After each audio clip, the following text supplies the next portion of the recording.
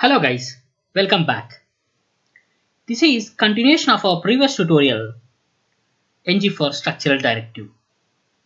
In the previous tutorial, we understood how to display a list of students object in an HTML table using ng for structural directive. In this tutorial, let's see what is tracked by and how can we use it along with ng for. We are back to Visual Studio Code. This is the same component that we have created in our previous tutorial. But if you notice, offline I have removed the columns that we have created to explain ng for index, is first and is last features.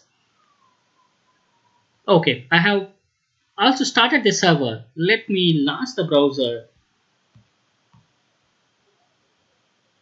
Okay, so let me refresh it and click on display students.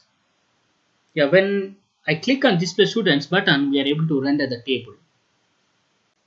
ng for has one big limitation with its performance when working with large lists.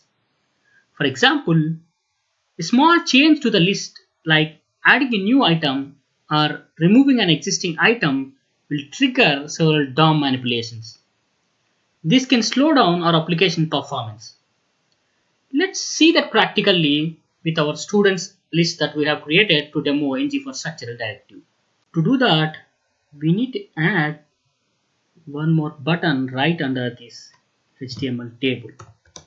Let me add a couple of PR tags and create a button by convention add student. Let us bind this button with the click event. Click, and we need to create a function. Maybe we create like add student, and we need to create the same function inside the TS file. Let me add student function.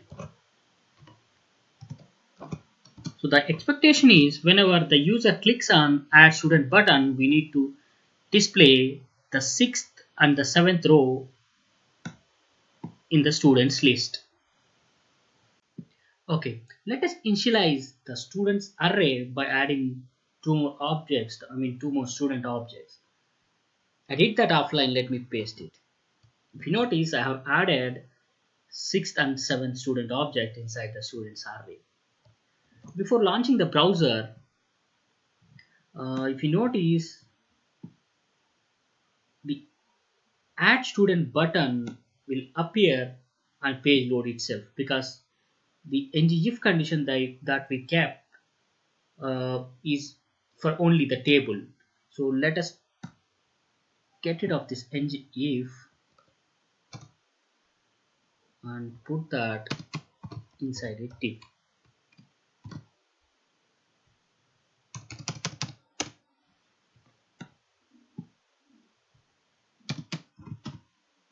Okay, now let me add ngIf to the div so that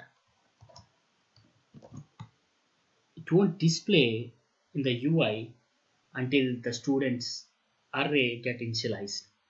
Let me save this and launch the browser. The application is launched successfully. Let me click on display students. Okay, before clicking on the add student, let me open the developer tools and expand the body, app root and div tag. Okay, these 5 TRs are the ones that we are displaying here from 1 to 5. Okay, now please observe these TRs when I click on add student. If you notice, the complete T-body section in the DOM element is getting restructured. Though we have only 2 modifications, we have only added 2 records in the students array. The rest of the 5 records are same. This can slow down the application's performance if there is a lot of data. Let's see how can we fix this. This is where ng for track by comes into picture. With the help of track by, Angular will not create new DOM every time. The new data will be added to the existing tbody DOM when we click on Add Student, which will increase the application's performance. Let's see that practically. To do that, we need to add track by inside ng for. I have added a semicolon and include track by the colon and track by method name. Let us give the name like student by id. Also, we need to include the method with the name student by id. And the track by function will take two arguments. The first one is the index and the second one is the current item. In our case, it is student. Let us add the two arguments. Index colon number and student reference of the student object. The return type of this function will be the unique identifier. In our case, it is id. The type of id is number. So let's add the return type as a number. Okay. And we can return the unique identifier like return student dot id. Perfect. Let's save these changes and launch the browser. Okay, the application is launched. Let me click on display students. Perfect. Let me open the developer tools and expand body, app root, ng for demo, and the div tag. Inside we are going to have a table and tbody.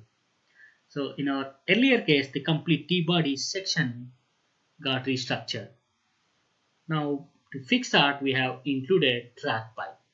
Let's click on add student and please observe the complete tbody section is restructuring, or only the added new elements are getting added to the existing DOM. When I click on add student, if you notice, only the new items added to the tbody DOM element instead of restructuring it again. This will helps to increase the performance. Yeah, that's it for this episode. Thanks for watching.